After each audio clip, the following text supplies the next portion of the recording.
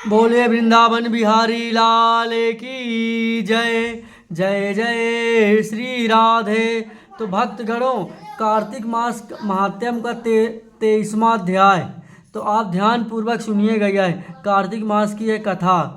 यह कथा सुनकर ऋषि कहने लगे कि हे सूत जी, भगवान के चरणों से उत्पन्न हुई गंगा जी की महिमा कहिए। यानी कि जो भगवान के चरणों से निकली है उस गंगा जी की के बारे में कुछ हमें भी बताइए। तब सूत जी ने कहा कि हे ऋषियों, जो कुछ नारद जी ने राजा पृथु से कहा वही मैं तुमको सुनाता हूँ। तो ध्यान पूर्वक सुनिएगा। इंद्र का सब देवताओं को उत्पन्न करने वाले कश्यप जी की 2 पत्नियां थीं।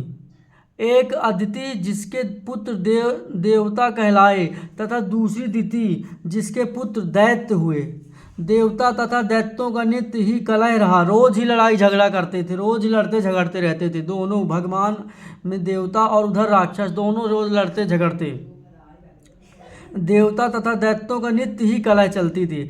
उस समय विरोचन का पुत्र अनर्थ अर्थात प्रहलाद का पौत्र राजा बलि दैत्यों का राजा था। उसकी सेना अत्यंत विशाल थी। उसने समस्त पृथ्वी को जीतकर स्वर्ग का राज्य प्राप्त करने के लिए देवताओं पर चढ़ाई कर दी।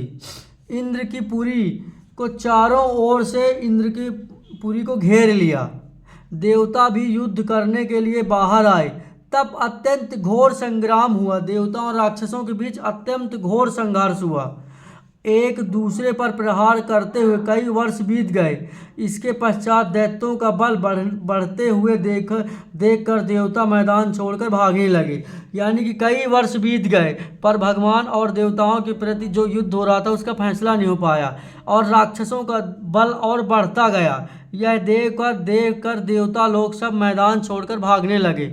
तब पश्चात दैत्यों ने सारे स्वर्ग पर अपना अधिकार जमा लिया। यानी कि जब देवता भागने लगे तो राक्षसों ने देखा कि यही मौका है। जब ये राक्षस सब भाग रहे हैं तो इसी मौके का फायदा उठाकर स्वर्ग पर अपना अधिकार जमा लिया। बलि स्वयं इंद्र के आसन पर बैठने लगा। साथ ही देवताओं के समस्त कार्य अपने राक्षसों के अधीन कर दिए। यानी कि जो कार्य भगवान करते देवता करते थे वह सब राक्षसों के अधीन, यानी कि अब राक्षस करेंगे। तब आदिति यानी कि अधीन कर लिया। यज्ञ की बलि भी आप ही लेने लगे। यानी कि जो यज्ञ की बलि भगवान को जाती थी वो राक्षस खुद लेने लगे। तब अदिति अपने पुत्रों को दुखी देखकर बहुत ही चिंतित हुई। तब माता अदिति अपने पुत्रों को यह देखकर बहुत ही चिंतित हुई। फिर वह अपने स्थान छोड़कर देवताओं की जय तथा दैत्यों की पराजय के निमित्त भगवान की तपस्या करने के लिए हिमवन पर्वत पर चली गई तपस्या, ताकि कुछ तो वो हो। वहाँ कुछ समय फलहार खाकर कुछ काल सूखे पत्ते और कुछ काल तक पवन की ही आहार करती रही। यानी कि कल मूंद कुछ फल खाती, बाकी हवा से जीवित कुछ दिन तक जीवित रही। फिर पैर के अग्रभाग से खड़ी होकर भगवान की तपस्या करने लगी। यानी कि आधे एक पैर से खड़ी होकर भगवान की तपस्या करने लगी। इस प्रकार 1000 वर्ष बीत गए तपस्या की। तब मायावती राक्षस अदिति की घोर तपस्या से चिंतित होकर राक्षसी माया से देवताओं का रूप धारण कर अदिति के पास जाकर कहने लगे। यानी कि राक्षस देख रहे कि इतनी तपस्या कर रहे तो राक्षसों ने भगवान का रूप धारण करके उसके पास चले गए और कहने लगी, हे माता, तुम हमारे लिए इतना घोर तप क्यों कर रही हो? आत्मघात करना सब शास्त्रों ने पाप बताया। हम तुम्हारा यह दुख सहन नहीं कर सकते। माता का दुख देखकर कोई सुखी नहीं रह सकता तथा माता से कोई विमुख नहीं हो सकता। शास्त्रों का वचन है कि जिसके घर में कल्याणकारी माता हो, माता नहीं तथा प्रिय बोलने वाली पतिव्रता स्त्री नहीं, उसका जीवन निरर्थक है, यानी कि बेकार है, व्यर्थ है। अतः अथवा आप तप छोड़कर अपने पुत्रों को सुखी कीजिए। परंतु यह सुनकर भी अदिति में समाधि से जलयाम नहीं हुई, यानी कि सुनकर भी वो कुछ उन्होंने उत्तर न दिया, ना ही हिली डुली। तब उन्होंने अदिति को मार डालने का निश्चय किया। अथवा उन्होंने अदिति को जीवित जला देने के लिए उस वन में आग लगा दी।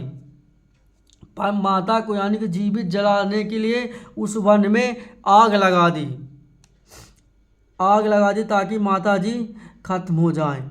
ऐसा मन में विचार करके उन्होंने पूरे जंगल में आग लगा दी। परंतु इस अग्नि में दैत्य स्वयं जल गए। यानी कहते हैं ना, जिसको भगवान की कृपा हो, भगवान जिसके रक्षा को, उसका कौन क्या बाल बांका कर सकता है। तो अग्नि में दैत्य स्वयं जल गए। जैसी उन्होंने आग लगा दी, भगवान की ऐसी कृपा हुई, परंतु इस अग्नि में खुद ही वो राक्षस जल गए, स्वयं जल गया। अदिति को किसी प्रकार की हानि नहीं पहुंची और ना उन्हें इसका कुछ पता चला। इस प्रकार भगवान की भक्ति मोलिनती, भगवान ने इतना कुछ कर दिया, राक्षस को खत्म कर दिया, पर माता को कुछ भी पता नहीं चला, क्योंकि भगवान ने अपने चक्र सुदर्शन से अदिति की रक्षा की। श्री हरि भगवान, हमारे जो बांके बिहारी लाल भगवान श्री हरि विष्णु और मेरे जो हैं, इन्होंने अपने सुदर्शन से माता की रक्षा की। और जहाँ सुदर्शन है वहाँ तो भगवान स्वयं साक्षात है, क्योंकि सुदर्शन भगवान का ही वो है और भगवान की आज्ञा से ही उसने इस तरह किया। तो भक्तगणों, इस कहानी में इतना ही यह 23वें अध्याय संपन्न हुआ। तो बोले वृंदावन बिहारी लाल की जय। जय हो मेरे सावरे सरकार की जय। जय जय श्री राधे।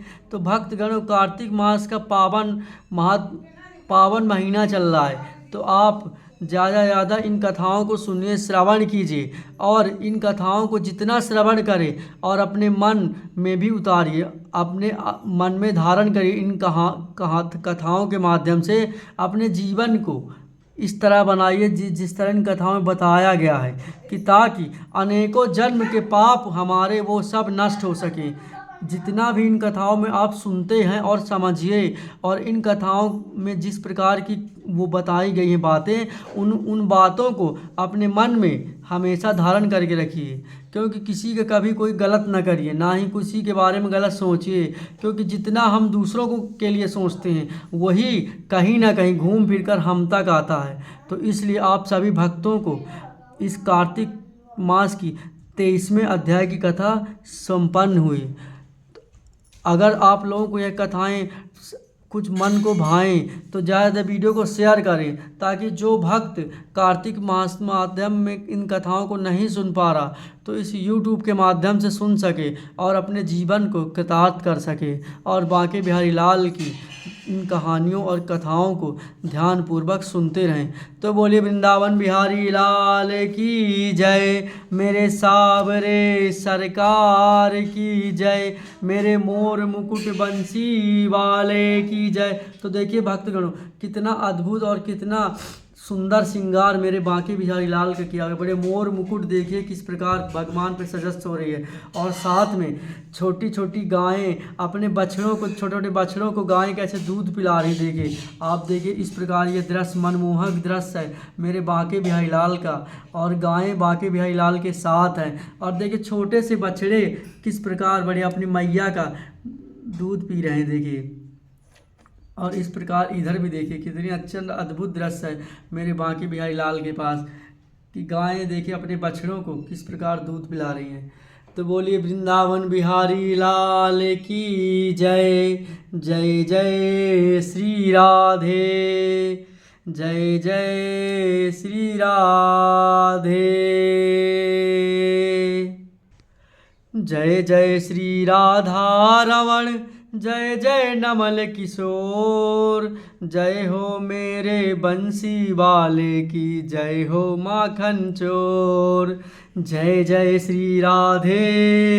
जय जय श्री राधे। तो बोले भक्तों, बांके बिहारी लाल की जय। मेरे सुंदर गोपाल की जय। जय जय श्री राधे।